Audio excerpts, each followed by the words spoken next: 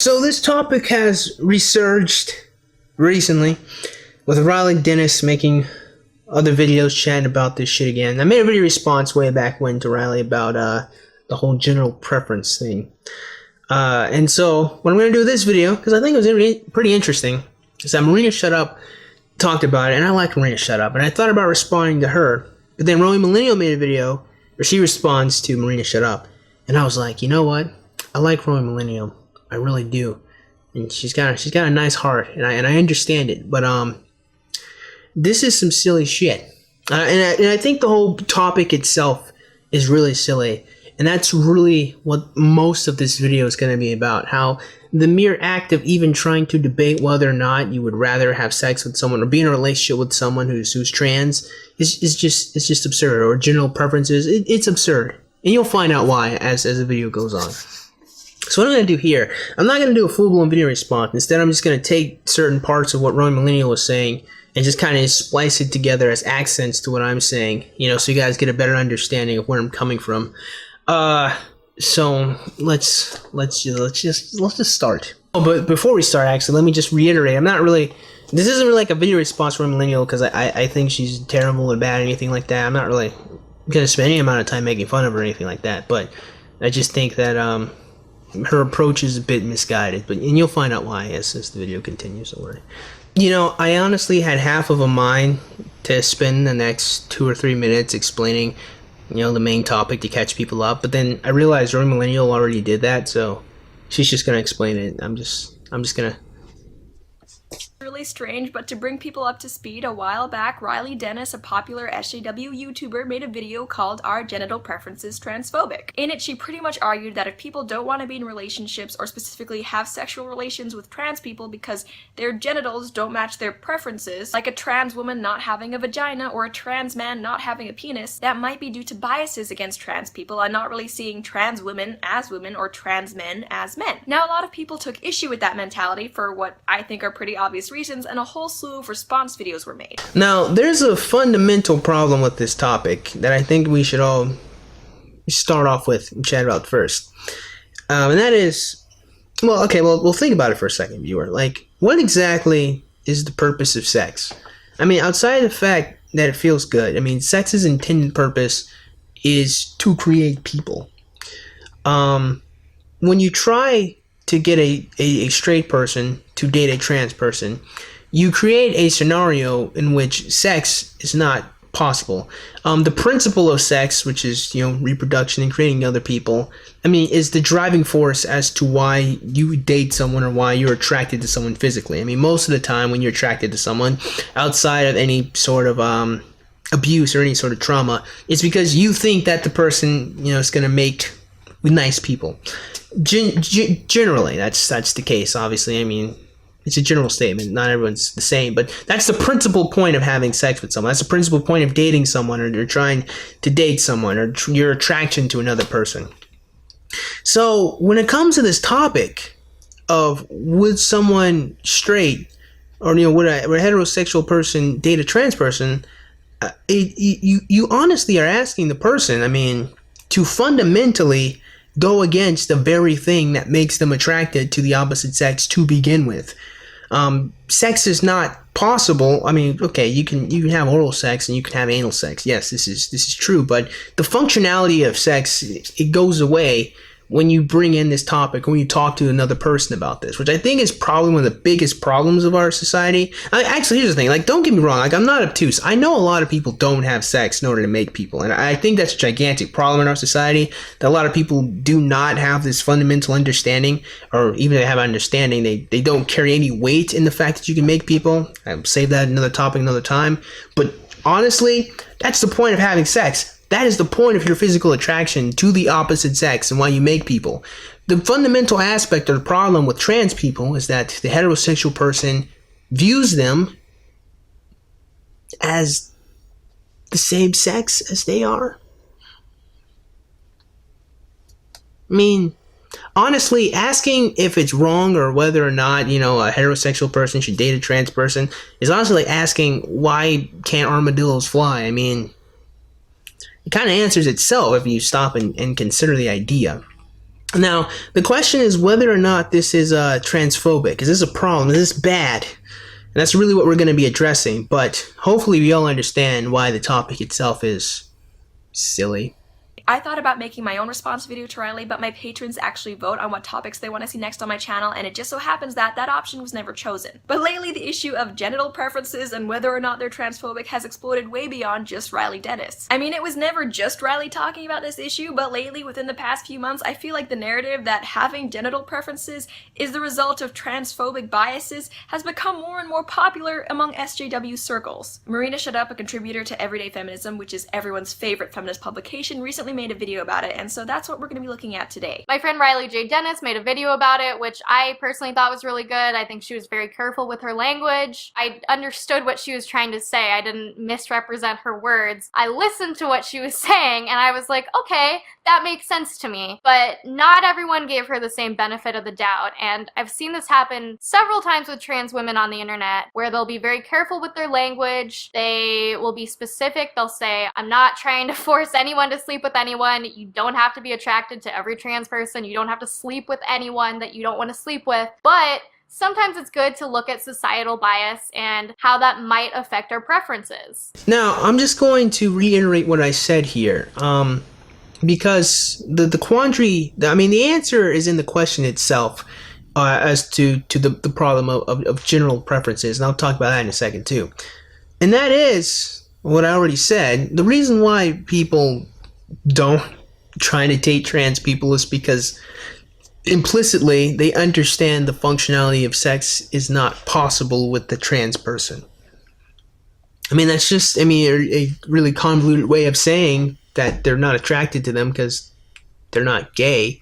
But I mean, that's what it is. It's not even about societal bias. It is honestly all just about biological bias, if you can even call it biological bias. My friend Riley J. Dennis made a video about it, which I personally thought was really good. I think she was very careful with her language. I understood what she was trying to say. I didn't misrepresent her words. I listened to what she was saying, and I was like, okay, that makes sense to me. But not everyone gave her the same benefit of the doubt, and I've seen this happen several times with trans women on the internet, where they'll be very careful with their language. They will be specific. They'll say, I'm not trying to force anyone to sleep with anyone. You don't have to be attracted to every trans person. You don't have to sleep with anyone that you don't want to sleep with. But sometimes it's good to look at societal bias and how that might affect our preferences. Now, I'm just going to reiterate what I said here. Because the quandary, I mean, the answer is in the question itself as to the problem of general preferences. And I'll talk about that in a second too. And that is what I already said. The reason why people don't try to date trans people is because implicitly they understand the functionality of sex is not possible with the trans person. I mean, that's just, a really convoluted way of saying that they're not attracted to them because they're not gay. But I mean, that's what it is.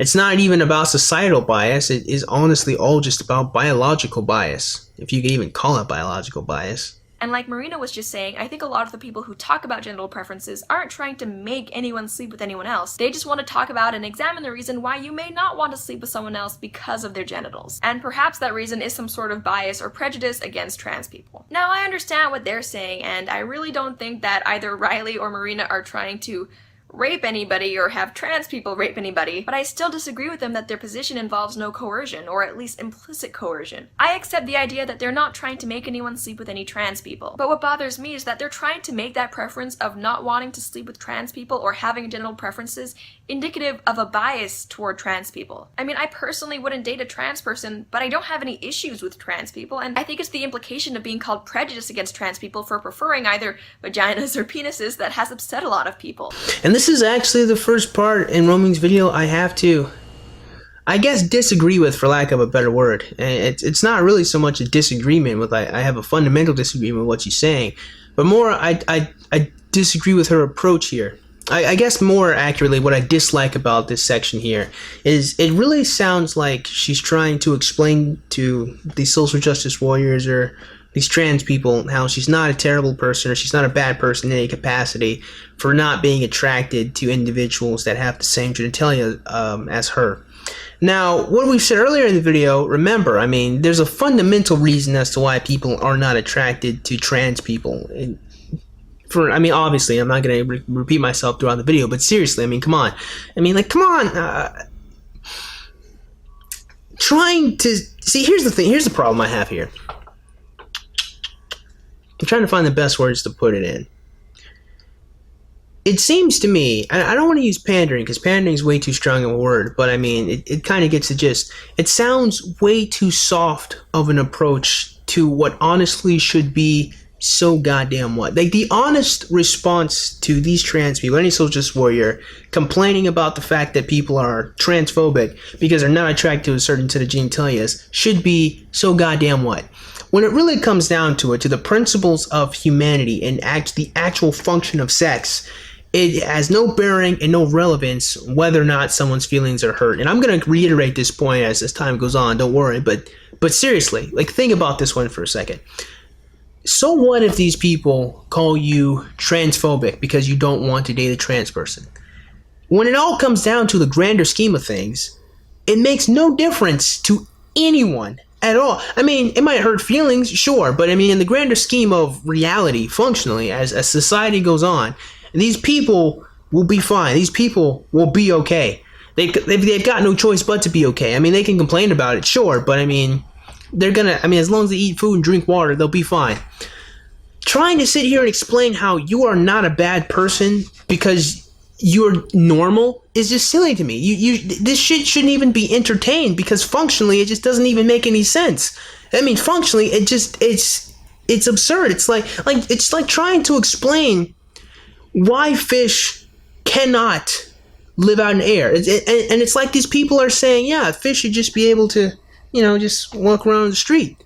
And then you have to sit here and explain to these people, well, no, I mean, fish has gills. That's why they have to be in the ocean, in the water. You have to explain these fundamental principles of reality. Well, maybe that's a little too extreme.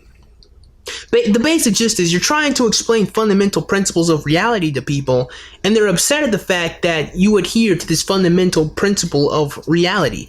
And I don't really think that these people should be pandered. I mean, honestly, it should just be as simple as, who gives a shit if you think I'm transphobic?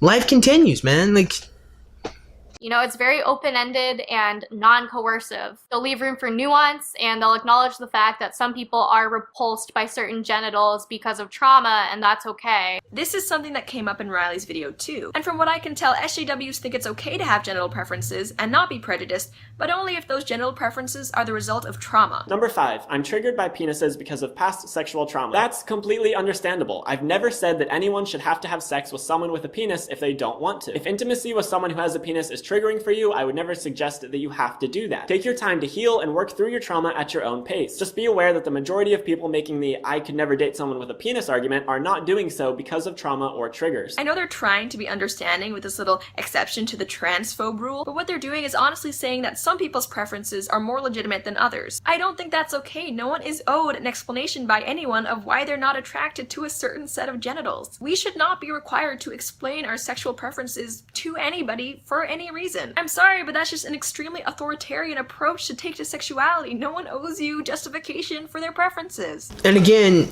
Roaming, I must disagree with your approach more than what you're saying here. I don't really think it matters whether or not this is an authoritarian approach to sexuality, because these people are asking you to do something which fundamentally cannot be done. Functionally, it's almost akin to saying, or explaining why you can't breathe in space, and these people reply with, I think you should reevaluate the way society views space, and maybe you should think complexly about why it's not possible to breathe out in space. I mean, it's basically the same thing.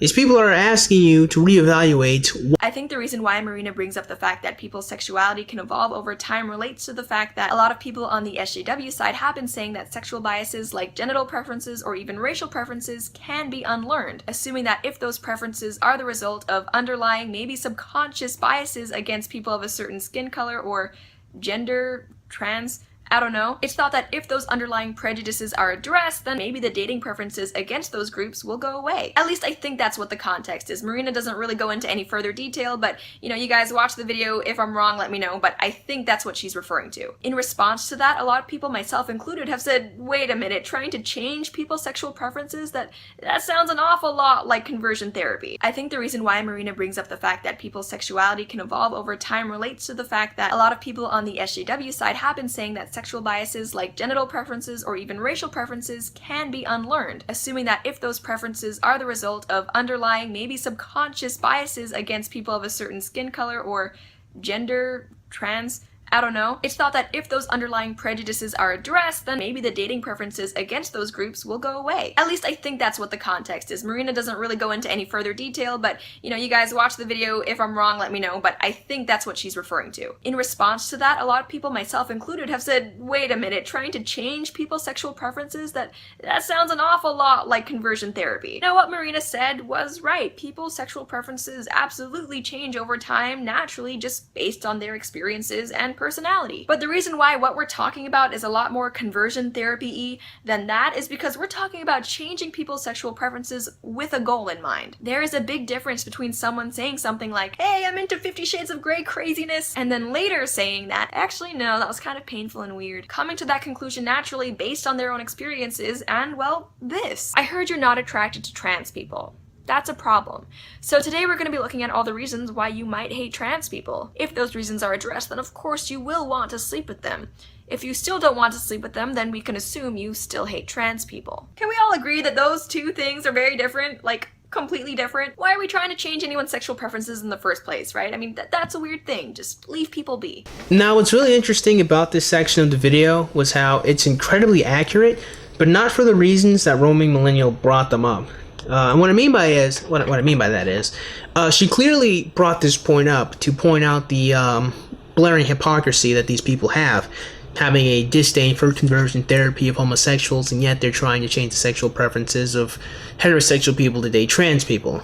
I mean, surface level, sure, but what would really be, I mean, first of all, it's not really conversion therapy in any stretch of the imagination, because these people aren't forcing you to do anything in any particular way.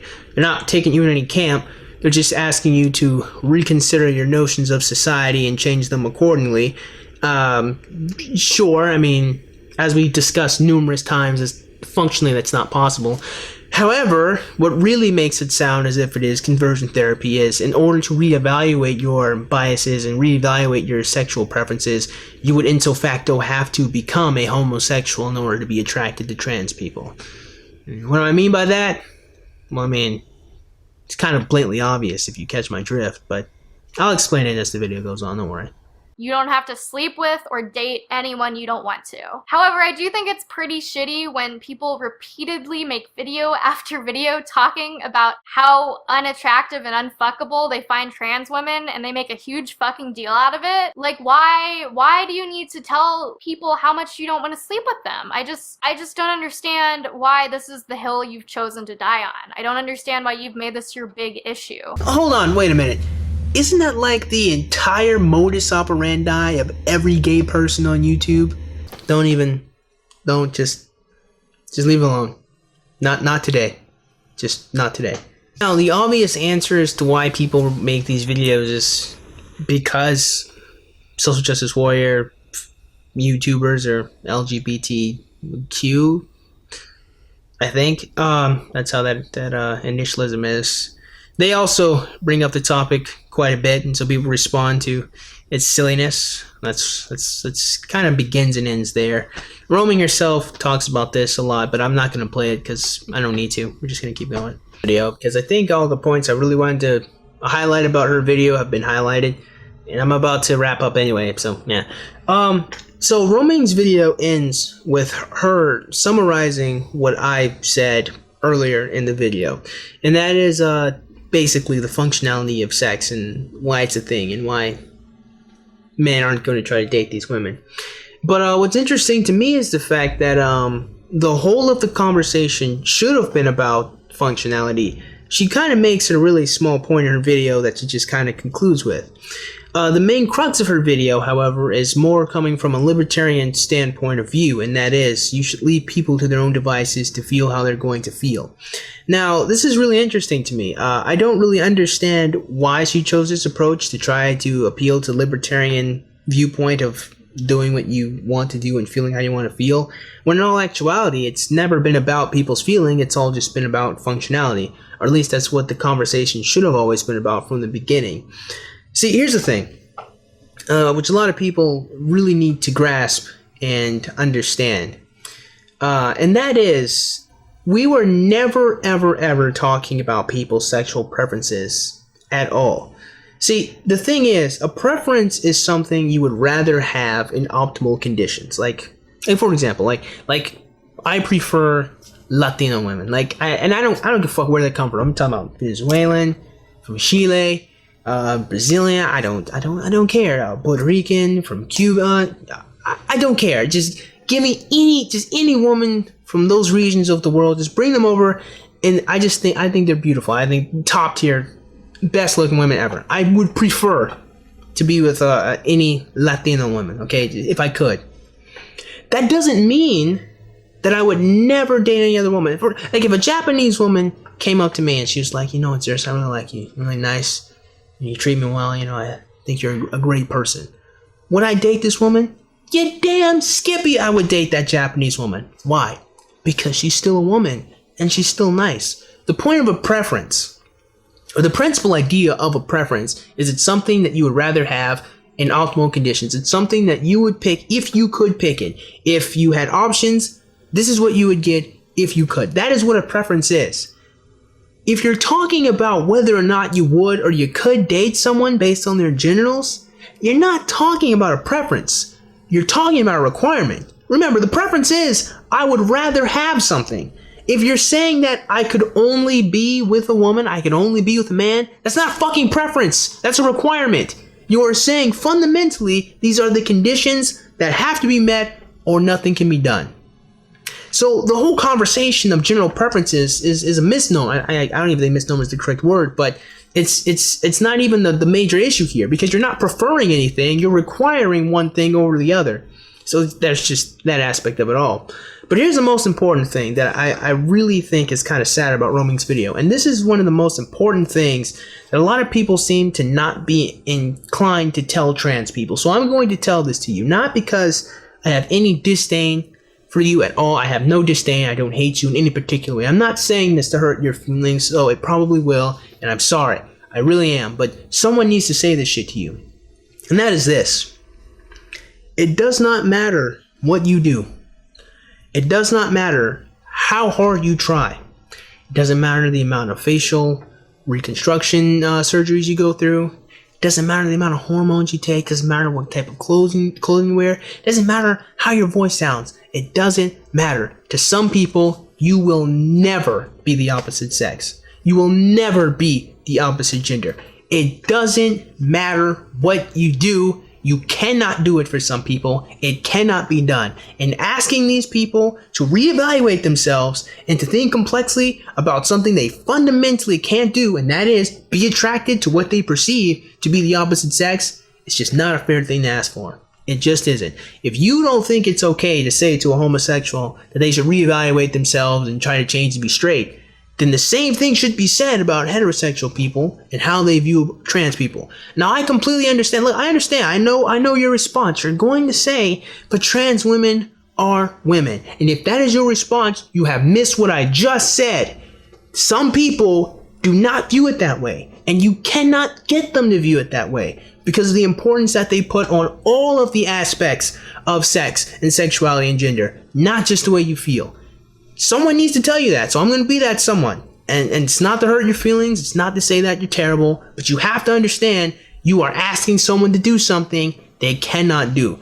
You would not take a fish out of water, put it on the shoreline, and expect it to breathe air. So to expect a man or a woman to be attracted to someone they think is the same sex, you're asking for a little too much. And that's what needs to be said to you. I'm going to say it to you right now. So, with that being said, man, I certainly hope you guys enjoyed today's video. And if you did, man, go ahead. click the like button. And shoot, go and click that subscribe button. Comment in the comment box below. As always, you guys have yourselves a great day. I'll see you cool cats soon. Adios.